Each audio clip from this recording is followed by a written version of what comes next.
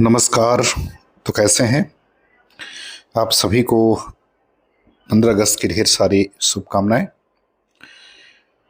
तो स्वागत है आपका हमारे YouTube चैनल विद्यापीठ में। यदि आप हमारे चैनल को पहली बार देख रहे हैं तो इसको सब्सक्राइब कर लें। यदि आपने सब्सक्राइब किया है तो आप वीडियो को लाइक जरूर करें। तो आज एक और महत्वपूर्ण क्लास कंप्यूटर और इंटरनेट की शब्दावली से संबंधित। तो चलिए शुरू करते हैं।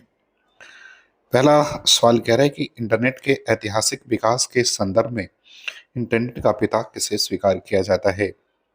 ए करें कि रे टॉमलिंसन को, बी करें कि विंड सर्फ को, सी करें कि टिम वर्नर्स ली को, और डी करें कि चार्ल्स बेबेज को।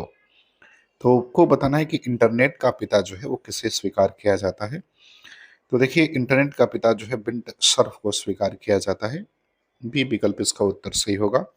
1950 के दशक में इंटरनेट की शुरुआत हुई और विंड सर्फ को इंटरनेट का पिता माना गया। रे टॉमलिंसन ईमेल से संबंधित हैं, जबकि टिम बर्सन ली ने WWD का विकास जो है वो किया था। दूसरे सवाल पर आते हैं, करें कि इंटरनेट पर डेटा का प्रेषण किस प्रोटोकॉल के माध्यम से नियंत्रित किया जाता है। HTTP, FTP, TCP, IP, SMTP। तो किसके माध्यम से जो है वो नियंत्रित किया जाता है। तो ये जो है TCP के माध्यम से नियंत्रित किया जाता है। विकल्प सी होगा। इंटरनेट पर डाटा पैकेट बनाने, इन्हें इकट्ठा करने और सही पते तक पहुंचाने का कार्य जो है वो TCP कहता है, transmission control protocol. Protocol internet आप ये कह सकते हैं या प्रोटोकॉल कह सकते हैं। IP का मतलब इंटरनेट प्रोटोकॉल होता है, के द्वारा जो है वो किया जाता है।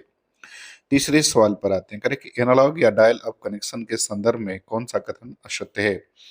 ए, यह इंटरनेट कनेक्शन के लिए टेलीफोन लाइन का उपयोग करता है। यह सबसे धीमी गति वाला इंटरनेट कनेक्शन है।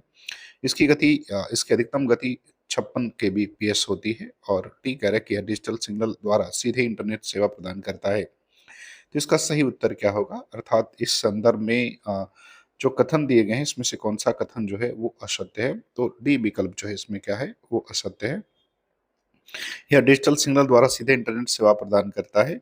देखिए, dial up connection analogue system का उपयोग करता है और मॉडेम के माध्यम से PC से जुड़ा रहता है। डिजिटल सिग्नल का सीधा उपयोग ISDN तकनीकी से किया जाता है। तो जो है वो डी विकल्प इसका क्या हो जाएगा, वो असत्य हो जाएगा। बात करते हैं सवाल नंबर 4 की। कह रहे कि ISDN के बारे में सही विकल्प का चुनाव करें। ए करें कि डायल अब से 2 से 3 गुना ज्यादा अधिक गति प्रदान करता है। बी करें कि केवल वॉइस कम्युनिकेशन के लिए सक्षम है। सी करें कि इसमें को एक्सियल एक्सेबल केबल का उपयोग जो है वो किया जाता है। और डी करें कि वायरलेस तकनीकी का एक प्रकार है। तो इसमें जो है ISDN के बारे में जो कथन सही है या जो सही विकल्प है उसका चुनाव करना है। तो इसका विकल्प ए सही हो जाएगा। यह डायल अप से 2 से 3 गुना ज्यादा जो है वो गति प्रदान करता है। यह कॉपर टेलीफोन वायर पर डिजिटल सिग्नल द्वारा डेटा और वॉइस दोनों सेवाएं प्रदान करता है। और इसकी गति जो होती है वो डायल अप से काफी अधिक होती है। सवाल नंबर 5 पर आते हैं, कि निम्नलिखित में से कौन सा विकल्प DSL डिजिटल सब्सक्राइबर लाइन का प्रकार नहीं है। ए करें कि ADSL, बी करें कि SDSL, सी करें कि BDSL, और डी करें कि BDSL और BDSL। तो कौन सा जो है वो प्रकार नहीं है ये आपको बताना है। तो देखिए, इसका सही उत्तर विकल्प डी हो जाएगा। BDSL इसका प्रकार नहीं है। देखिए, ADSL, SDSL, SDSL और BDSL विभिन्न प्रकार की DLS तकनीकी हैं। BDSL जो है इस ये प्रकार जो है इसमें वो नहीं है। इसलिए जो है वो विकल्प कौन सा सही नहीं है, BDSL जो है वो सही नहीं है। सवाल नंबर 6 पर आते हैं, करके सैटेलाइट इंटरनेट कनेक्शन के वन वे माध्यम में अपलोडिंग के लिए किसका प्रयोग किया जाता है। वायर वेब का, डायल अप एक्सेस का, को एक्सियल बिल केबल का, और वॉइस मैक्स का। तो किसका उपयोग किया जाता है ये आपको बताना है। तो इसमें डायल अप एक्सेस का उपयोग किया जाता है। बी विकल्प इसका उत्तर क्या होगा, वो सही हो जाएगा। देखिए, वन वे सैटेलाइट कनेक्शन में डेटा केवल डाउनलोड किया जा सकता है, जबकि अपलोड करने के लिए डायल अप एक्सेस की जो है वो आवश्यकता होती है। सवाल नंबर 7 पर आते हैं, कह रहे हैं कि HTML में सेव किए गए वेब पर संचित कंप्यूटर डॉक्यूमेंट या फाइल को क्या कहा जाता है। Web server, web browser, web page या वेबसाइट क्या कहा जाता है। तो देखिए, इसे वेब पेज कहा जाता है। सी विकल्प इसका सही हो जाएगा। देखिए, वेब पेज में संचित फाइलें होती हैं, जबकि इन पेजों के समूह को वेबसाइट कहा जाता है। सवाल नंबर 8 पर आते हैं। 8 में करें कि इंटरनेट एक्सप्लोरर, गूगल क्रोम और ओपेरा किस श्रेणी के अंतर्गत आते हैं? ये graphic web browser, text web browser, search engine या ऑपरेटिंग सिस्टम। तो ये किसके अंतर्गत आते हैं, ये आपको बताना है। देखिए, ग्राफिकल वेब ब्राउज़र के अंतर्गत आते हैं। ए विकल्प इसका क्या हो जाएगा? सही हो जाएगा। ये सभी जो है सॉफ्टवेयर एप्लीकेशन है जो टेक्स्ट और ग्राफिक दोनों प्रदर्शित करते हैं, अतः ये ग्राफिकल वेब ब्राउज़र की श्रेणी में आते हैं। बात करते हैं सवाल नंबर 9 की। सवाल नंबर 9 में क्या है कि विवर्शियल शब्दावली का प्रयोग किसके लिए किया जाता है?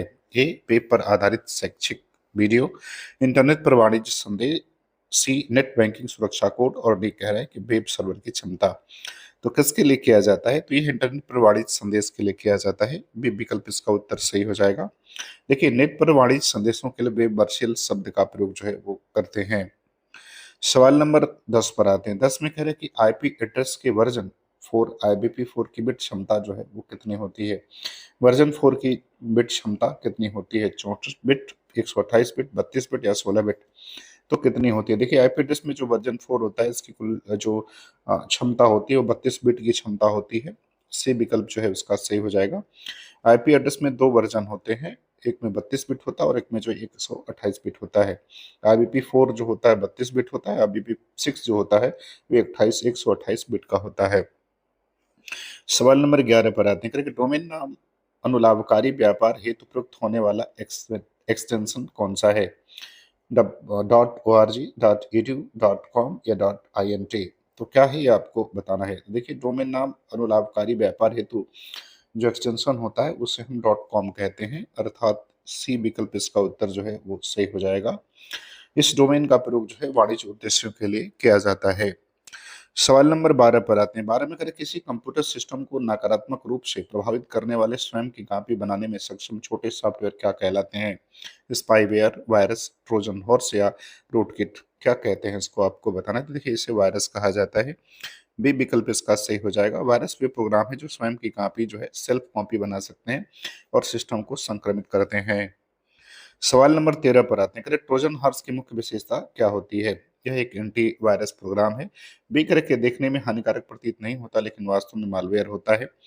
सी करें कि ये केवल ईमेल के जरिए फैलता है और डी करें कि नेटवर्क की गति बढ़ा देता है। तो देखिए, ट्रोजन हॉर्स जो है वो देखने में तो हानिकारक नहीं होता है लेकिन वास्तव में एक मालवेयर होता है। बी विकल्प इसका उत्तर क्या होगा? वो सही हो जाएगा। एक धोखेबाज सॉफ्टवेयर है जो दिखाई तो नहीं देता पर वास्तव में सिस्टम को नुकसान पहुंचाता है। 14 नंबर सवाल पर आते हैं। करें कि अनचाहे बल्क मैसेज या अवांछित ईमेल को तकनीकी भाषा में क्या कहा जाता है? स्पूफिंग, फिशिंग, स्पैम या सलामी तकनीकी? क्या कहा जाता है आपको बताना है। तो देखिए, इसे स्पैम कहा जाता है। सी विकल्प क्या हो जाएगा? वो सही हो जाएगा। ईमेल के रूप में प्राप्त होने वाले अनचाहे और अयाचित संदेशों को हम स्पैम के नाम से जानते हैं। सवाल नंबर 15 पर आते हैं। 15 में कह रहा है कि सुरक्षित डेटा तक पहुंच बनाने के लिए किसी अनधिकृत व्यक्ति द्वारा की जाने वाली कोशिश क्या कहलाती है? हैकिंग, स्पूफिंग, एन्क्रिप्शंस या डिबगिंग? क्या कहलाती है आपको बतानी है। तो देखिए, किसी भी डेटा तक पहुंचने के लिए अनधिकृत व्यक्ति द्वारा की जाने वाली कोशिश को जो हम स्पूफिंग कहते हैं, अर्थात बी विकल्प इसका क्या हो जाएगा? वो सही हो जाएगा। 16 नंबर सवाल पर आते हैं। निम्नलिखित में से कौन सा एक ओपन सोर्स सॉफ्टवेयर का उदाहरण है? Window 10, Microsoft office, Mozilla Firefox, adobe Photoshop? तो कौन सा जो है ओपन सोर्स सॉफ्टवेयर का उदाहरण है? तो मोजिला फायरफॉक्स जो है इसका उदाहरण है। विकल्प सी उत्तर क्या होगा? वो सही हो जाएगा। सवाल नंबर 17 पर आते हैं। करें कि डेटा संचरण के अंतर्गत स्टैक और क्यों किस प्रकार की संरचनाएं हैं? गैर रैखिक, रैखिक, रैंडम या पदानुक्रमित? तो किस तरह की है ये जो है वो संरचनाएं हैं? तो ये रैखिक संरचनाएं हैं। बी विकल्प उसका उत्तर सही हो जाएगा। अरे, स्कैट, क्यू, लिस्ट, स्टिक रैखिक डेटा संरचना के उदाहरण हैं जिसमें डेटा अनुक्रम में जो है वो व्यवस्थित होता है। सवाल नंबर 18 पर आते हैं। करें कंप्यूटर प्रोग्राम में त्रुटि को जो एरर होता है उसे क्या कहा जाता है? डिबग, स्पैम, बग या हिट? क्या कहते हैं इसको? तो देखिए, कंप्यूटर प्रोग्राम में जो त्रुटि होती है, इस बात जो एरर होता है उसे हम बग कहते हैं। विकल्प सी उत्तर जो है वो सही हो जाएगा। बग कहते हैं और इसे खोजने व समाप्त करने की प्रक्रिया को डिम्बिंग कहते हैं। देखिए, इसको तो बग कहेंगे लेकिन खोजने और इसको समाप्त करने की प्रक्रिया को डिम्बिंग कहा जाता है। 19 नंबर सवाल में गीगो का संबंध कंप्यूटर की किस विशेषता या अवधारणा से है? भंडारण क्षमता, शुद्धता और परिणाम की गुणवत्ता, प्रसंस्करण गति या पोर्टेबिलिटी। तो इसका संबंध जो है वो इसका संबंध जो है कंप्यूटर की किस विशेषता या अवधारणा से है? तो शुद्धता और परिणाम की गुणवत्ता से है। बी विकल्प इसका उत्तर क्या होगा? वो सही हो जाएगा। आगे को सिद्धांत यह बताता है कि यदि इनपुट गलत है तो परिणाम आउटपुट भी क्या होगा? वो गलत होगा। मतलब कहने का तात्पर्य है कि अगर इनपुट गलत है तो आउटपुट भी क्या होगा?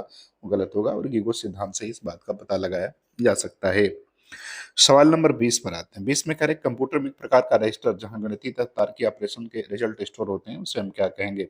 एम्पलीफायर, एक्यूमुलेटर, कैश मेमोरी या कंट्रोल यूनिट क्या कहा जाता है? तो देखिए इसे एक्यूमुलेटर कहा जाता है। एक विशेष रजिस्टर होता है जो गणनाओं के परिणामों को अस्थायी रूप से संचित करता है। ये विकल्प सही होगा। सवाल नंबर 31 पर आते हैं। करें कंप्यूटर के ऑन होने पर ऑपरेटिंग सिस्टम को स्टार्ट करने की प्रक्रिया क्या कहलाती है?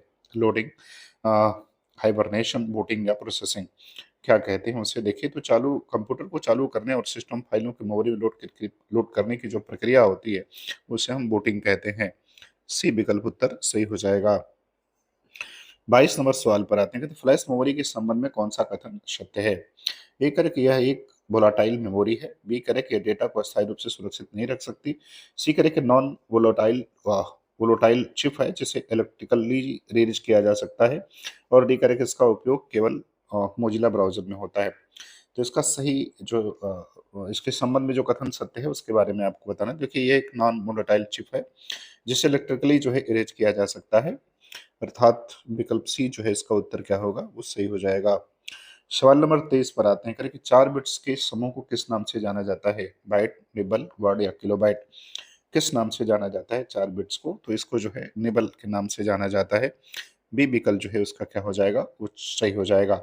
डेटा की छोटी इकाइयों को 4 बिट्स मिलकर एक निबल जो है वो बनाते हैं। सवाल नंबर 24 पर आते हैं। कर्नेल का कंप्यूटर सिस्टम में क्या स्थान है आपको बताना है। ए करके यह एक हार्डवेयर उपकरण है। बी करके ऑपरेटिंग सिस्टम का कोर भाग है। सी करे कि यह केवल वायरस हटाने के काम आता है। और डी करे कि यह एक वेब सर्वर है। तो कर्नेल कंप्यूटर सिस्टम में क्या स्थान है आपको बताना है। देखिए कर्नेल ऑपरेटिंग सिस्टम का केंद्रीय हिस्सा होता है जो हार्डवेयर और सॉफ्टवेयर के बीच को सामंजस्य को क्या करता है? वो बिठाता है। विकल्प बी उत्तर सही हो जाएगा। सवाल नंबर 25 पर आते हैं। करें कि संक्षिप्त नाम एएलयू का पूर्ण रूप क्या होता है? All logical unit, arithmetical logical unit, इसके बाद कह रहा है कि एरे लॉजिकल यूनिट या एप्लीकेशन लॉजिक यूनिट। तो बताना है कि इसका सही उत्तर जो है वो क्या हो जाएगा? एएलयू का पूर्ण रूप जो है वो क्या होता है? तो इसका होता है arithmetical logical unit, logic unit, अर्थात विकल्प बी उत्तर इसका क्या हो जाएगा? वो सही हो जाएगा। ये सीपीयू का एक हिस्सा होता है जो अंगगणितीय और तार्किक गणनाएं करता है।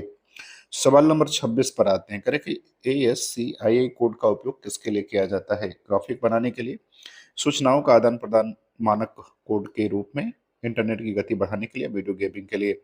तो किसके लिए किया जाता है? तो देखिए इसका उपयोग जो है सूचनाओं के आदान प्रदान मानक हेतु कोड के रूप में किया जाता है। बी विकल्प इसका जो है वो सही हो जाएगा। इसको हम American standard code for information interchange कहते हैं इसको, अर्थात सूचना विनिमय के लिए एक प्रकार का मानक वर्ड कोडिंग है।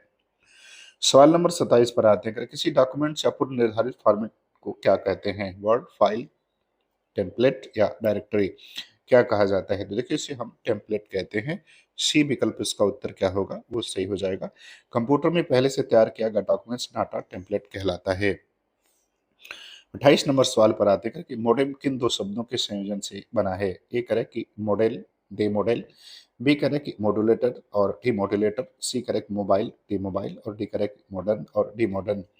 तो किन दो शब्दों के संयोजन से बना है ये आपको बताना है। तो ये जो है मॉड्यूलेटर और डी मॉड्यूलेटर से बना है, अर्थात विकल्प बी जो है इसका उत्तर क्या हो जाएगा? वो सही हो जाएगा। मॉडल एनालॉग सिग्नल को डिजिटल और डिजिटल को एनालॉग के बदलने का यह कार्य करता है। सवाल नंबर 29 पर आते हैं। करें कि वेब एड्रेस को अन्य किस नाम से जाना जाता है? HTTP, URL, DNS और ISP किस नाम से जाना जाता है? तो देखिए इसे इंफॉर्मेशन रिसोर्स लोकेटर कहते हैं, अर्थात URL के नाम से जो है इसे जाना जाता है। वेब पेज पर किसी पेज या फाइल की स्थिति बताने के लिए एड्रेस को बताने वाले जो एड्रेस होते हैं उसे हम URL कहते हैं। करते हैं सवाल नंबर 30 की। सवाल नंबर 30 में कह रहा है कि वानाक्राई और पेटिया किस प्रकार के साइबर खतरे के उदाहरण हैं? एंटीवायरस, रैमसनवेयर, वेब ब्राउजर या ऑपरेटिंग सिस्टम? तो किस तरह के जो है ये साइबर खतरे के उदाहरण हैं? तो ये रैमसनवेयर इसका जो है उत्तर सही हो जाएगा कि उदाहरण है। ये एक मालवेयर है जो कंप्यूटर की फाइलों को लॉक कर देते हैं और उन खोलने के बदले फिरौती मांगते हैं। मुझे उम्मीद है कि वीडियो आपको पसंद आएगी, अच्छा लगे तो आप चैनल को सब्सक्राइब जरूर करें। पूरा वीडियो देखने के लिए आपका बहुत बहुत धन्यवाद।